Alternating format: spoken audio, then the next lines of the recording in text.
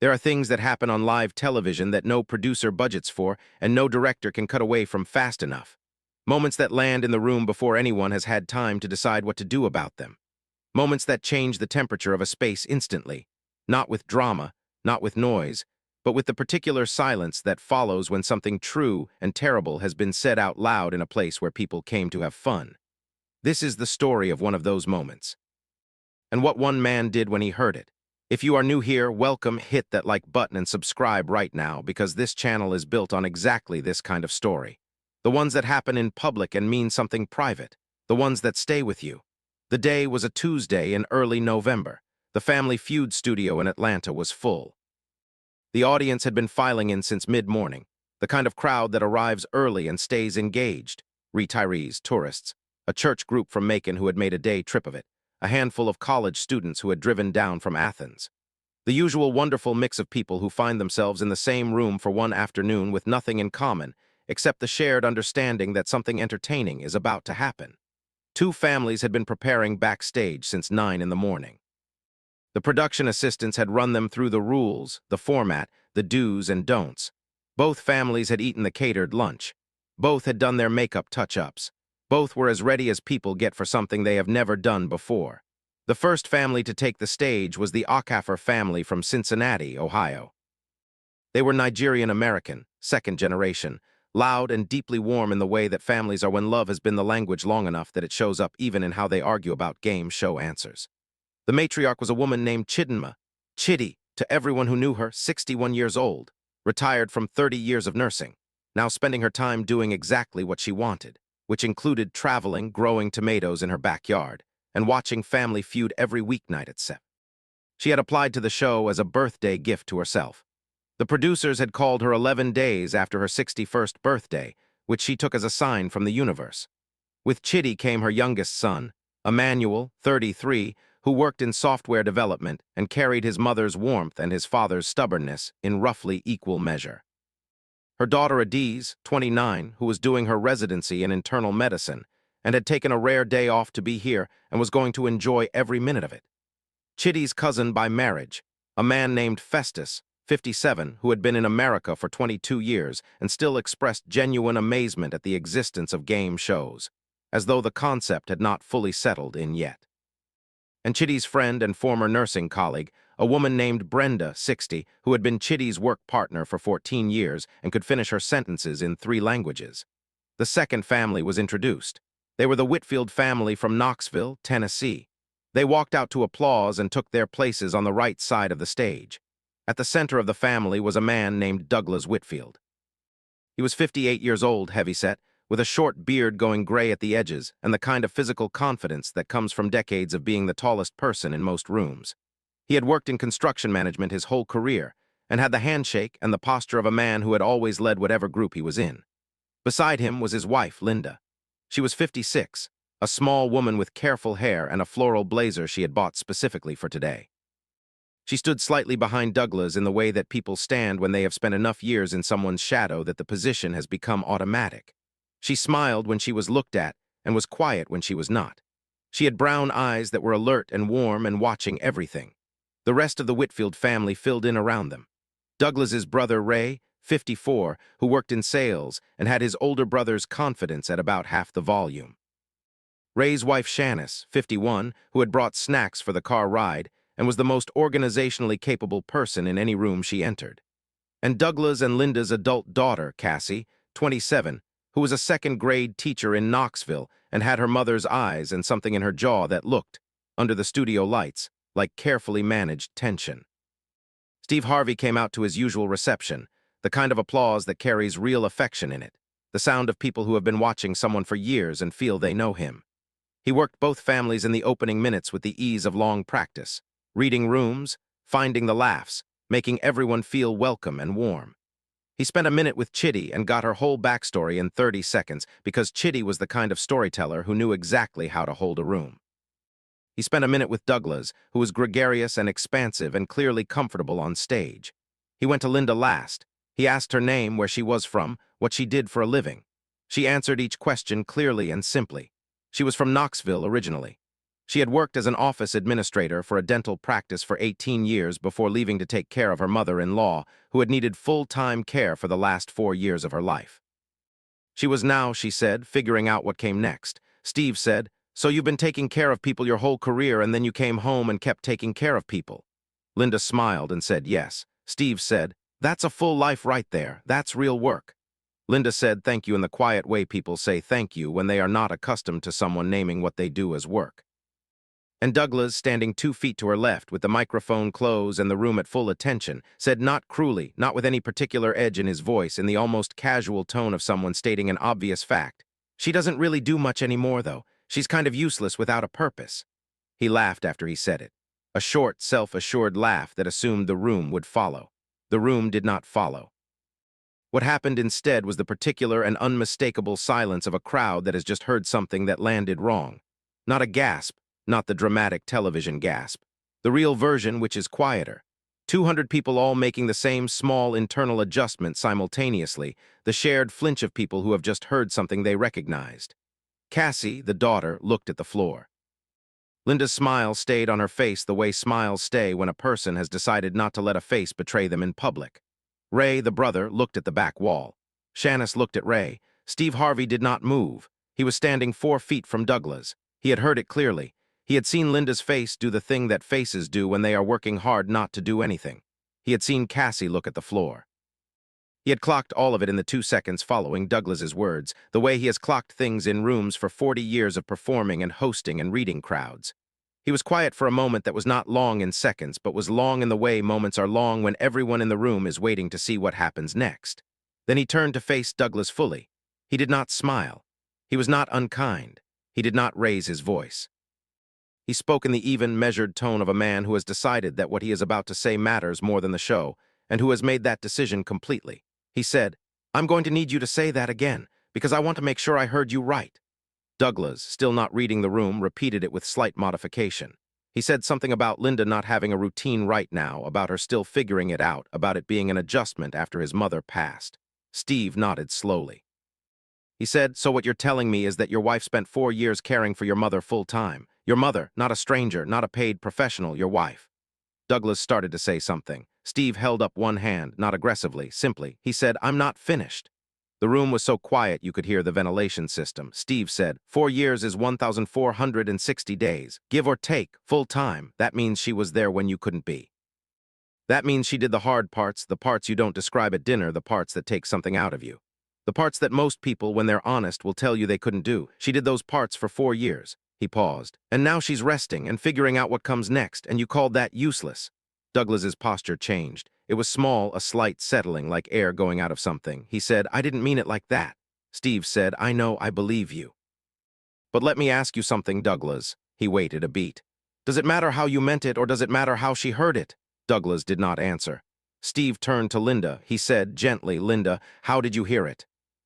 And Linda Whitfield, 56 years old, standing under studio lights in a floral blazer she had bought for today, in front of 200 people and a national television audience, with her daughter 5 feet away and her husband beside her and her smile still in place, let the smile go.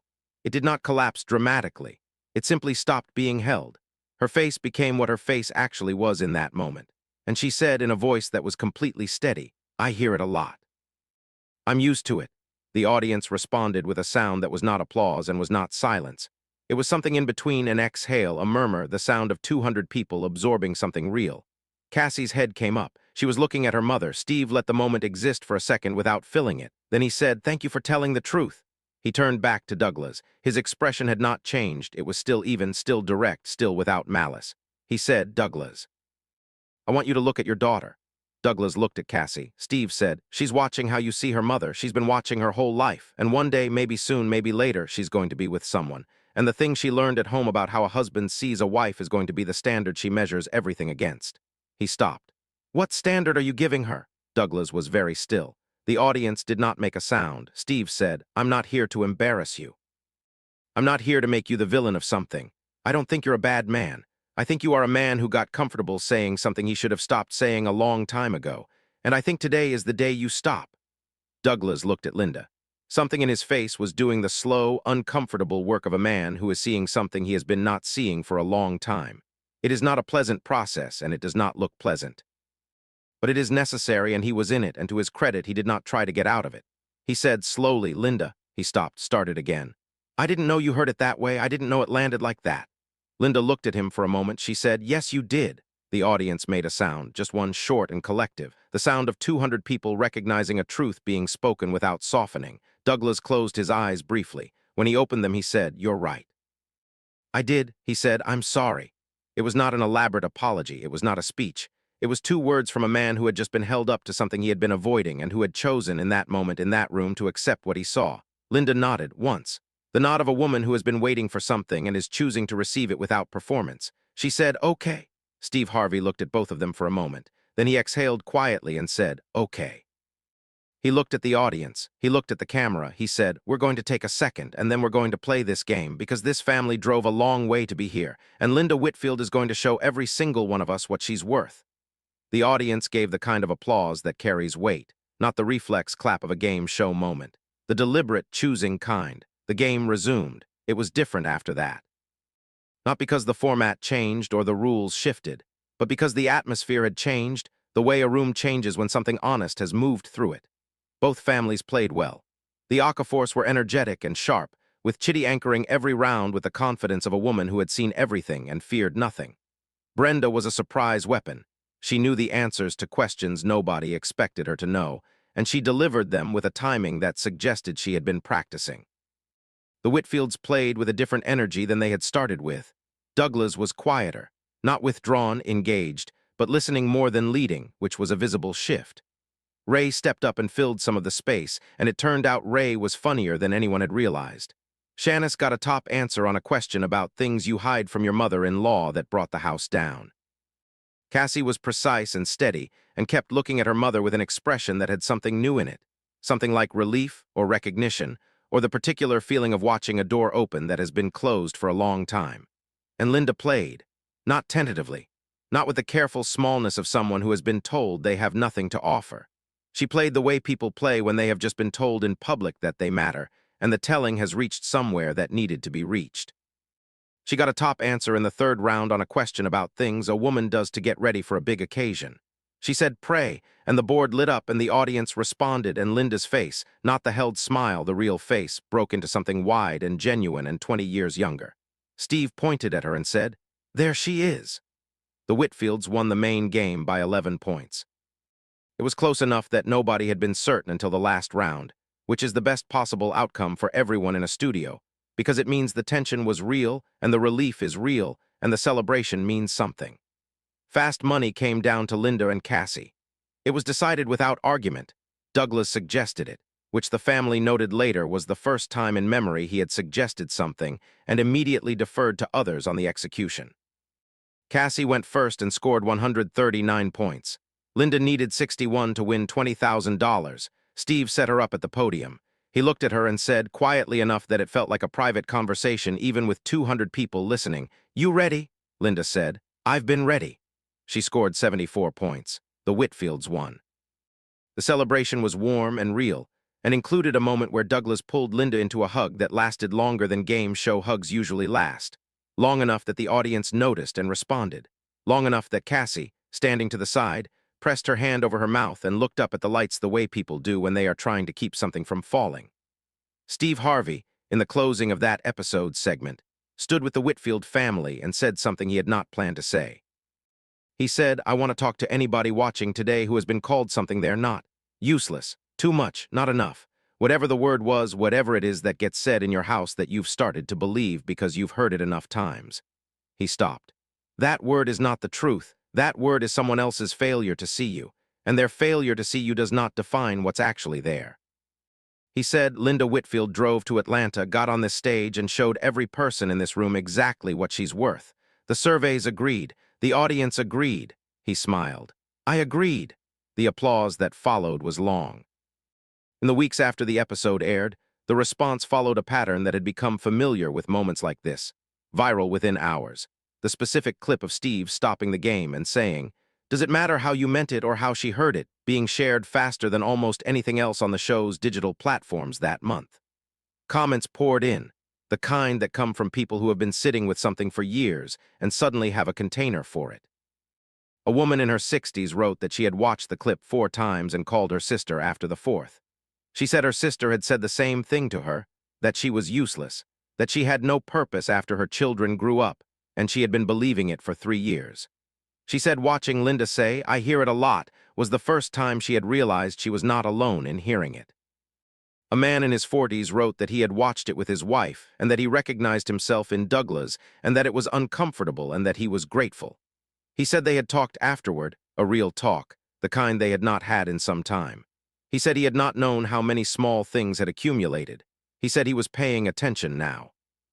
A family therapist shared the clip in her practice newsletter under the title, "The Weight of Careless Words in Marriage," and included a short note about how often this dynamic appears in couples' work. The partner who makes diminishing comments in the language of observation rather than criticism, framing cruelty as candor, never quite understanding why the other person is hurt because the intent was never malicious. She wrote that Steve Harvey had done in 2 minutes what many therapists spend months trying to accomplish. He had named the impact separately from the intent and asked which one mattered more. That framing, intent versus impact, became a thread that ran through thousands of conversations the clip generated. Couples talking, adult children talking, therapists and counselors sharing it in professional contexts. A women's organization that ran re-entry programs for caregivers returning to the workforce after years out of paid employment used it in one of their welcome sessions, noting that the specific dismissal Linda had experienced, having years of full-time unpaid care work described as doing nothing, was one of the most common barriers their participants faced in rebuilding their sense of professional identity and self-worth. Cassie Whitfield posted something 3 days after the episode aired. She did not post the clip. She wrote something original in her own words, and the directness of it was striking for someone who had said almost nothing publicly before that. She wrote, "I am a second-grade teacher. My job is to help 7-year-olds understand that words matter, that what we say to people, especially people we love, shapes how they see themselves. I have been teaching that for 5 years. I did not know until last Tuesday on a game show stage in Atlanta that I had never applied it to what was happening in my own house. I am applying it now. Mom, I see you. I have always seen you. I should have said it sooner." The post was shared over 40,000 times. Linda commented on it with 4 words, "I love you, baby." Douglas did not post anything publicly. But people who attend the same church as the Whitfields in Knoxville said that the Sunday after the episode aired, he asked the pastor if he could say something before the service ended. He stood up in front of his congregation and said that he had seen himself on television that week and had not liked what he saw. He said he was working on it. He asked for accountability. He sat down. People who were there said the church was very quiet when he sat down and then very warm. They said Linda, sitting beside him, reached over and put her hand on top of his. She did not say anything. She did not need to. She simply placed her hand on his, and he turned his palm up, and they stayed like that through the closing song. Linda gave one interview to a podcast run by a woman in Nashville who focused specifically on the experiences of caregivers. She was thoughtful and careful and said several things that the host later described as some of the most honest she had heard on the topic. She said, "When you spend years taking care of someone, you lose yourself in layers, not all at once. Gradually, you stop having preferences because it doesn't matter what you prefer, what matters is what they need. You stop making plans because you can't make plans, something always changes. You stop thinking about who you are separate from the care you're giving because there's no energy left for that question. And then the person is gone and the care is over and you're standing there and you genuinely don't know who you are anymore." She paused. "And that's when you need the people around you to be patient, to say, take your time, to say you gave a lot and now you get to receive for a while. What you don't need is someone telling you you're useless, even if they mean it differently than it lands." She said that the television moment had cracked something open in her marriage that she was cautiously optimistic about. She said they were seeing a counselor, which was Douglas's suggestion, which she had not expected. She said she was taking a class, a certificate program in healthcare administration that she had been thinking about for 2 years and had not enrolled in because she had told herself she had no direction. She said she was 3 weeks in and it was good. She said she had a direction. She had always had a direction. She had just needed to hear that she was allowed to walk toward it. She said one more thing before the interview ended. The host had asked her what she would say to women in similar situations, women whose contributions had been minimized, who had begun to internalize the minimization. Linda was quiet for a moment. Then she said, I would say what Steve Harvey said to me because I think about it a lot. Does it matter how they meant it or how you heard it? Because if it hurts, if it keeps hurting, and you've said so, and it keeps happening, then the way it was meant isn't really the point anymore. The point is what it's doing to you, and you're allowed to say that. You are allowed to name what it's doing to you, in front of people if you have to, on a game show if that's where you are. She smiled, the host could hear it in her voice. Wherever you are. The Acaffer family, for their part, went home to Cincinnati with a good story and the affection of everyone who had met them. Chitty won a fan following from the episode, her clip answering a question about things you say to yourself before a challenge became its own small viral moment, because she had looked directly into the camera and said, in a voice that allowed no argument, "I am more than ready." She was right, and the board agreed, and the audience agreed, and several thousand people put it as their phone background in the following week, which Chitty said was the most surprising thing that had ever happened to her, including being on television. She sent Linda a message after the episode aired. Linda had followed her after seeing the episode, and Chitty had followed back, and then reached into the direct message without overthinking it because that was simply how Chitty operated in the world. She wrote, "Sister, I watched you on that stage. I saw what you did. You stood up straight when it would have been easier to fold. That took strength. Don't let anyone tell you you don't have purpose. You are purpose, all of it, every day." Linda screenshotted it and put it in a folder on her phone that she had created for things she wanted to keep. The folder had 3 things in it: Cassie's post, Chitty's message, and a photo that the production team had taken backstage after the taping at the end of the day of Linda and Steve Harvey standing side by side. He was saying something to her that the photo couldn't capture. She was laughing, the real kind, the full kind, the kind that takes over a face and doesn't ask permission. She looked like herself. Whatever self had been slowly put down over the years of caretaking and quiet accommodation, and hearing the wrong words often enough to start believing them, that self was there in the photo, present and visible, lit up under studio lights in a floral blazer bought for a Tuesday in November. Steve Harvey tells a version of that day in a story he has told at speaking engagements since. He does not use names, out of respect for the family. He tells the shape of it, the word, the silence, the daughter looking at the floor, the question about intent versus impact. He says he did not plan what he said. He says it came from somewhere that has been informed by his own life, his own mistakes, his own moments of understanding too late how words land. He says, "I have been the man on that stage, not with those words, but with the carelessness that produces those words." The comfortable carelessness of a person who has stopped paying attention to what they're saying because they've been saying it a long time. He stops. "And somebody loved me enough to show me what I was doing, and I am trying for the rest of my life to pass that on, when I see it, wherever I see it, to stop, to name it, to ask the question." He says, "Does it matter how you meant it or how she heard it?" He says the answer is always the same. And he says every person in every room where he has told the story already knows the answer before he finishes the sentence. He is right. They do. Because we all know. We have always known. We know when words land wrong, and we know when we are the ones throwing them, and we know when we have been made small by something said casually in a public place by the person who is supposed to see us best. We know. And sometimes we need someone to stop the show and say it out loud so that the knowing becomes something we act on. Linda Whitfield knows her worth. She knew it before Atlanta, in the deep part of her where things that are true about us survive everything that is said about us. But she needed someone to stand in the gap for one moment and say what she could not say for herself in that room on that day. Steve Harvey stood in the gap. The rest of it, the counselor, the class, the hand placed on top of a hand in a church pew, that was the Whitfields doing the real work. The slow, private, daily work that happens after the cameras stop. The work that matters most. That work is still happening. And if you've been doing that work quietly without an audience in the ordinary rooms of your ordinary life, this story is for you. If it meant something, share it with someone who needs it today. Like this video, subscribe to the channel, and we will be here next time with another story worth telling.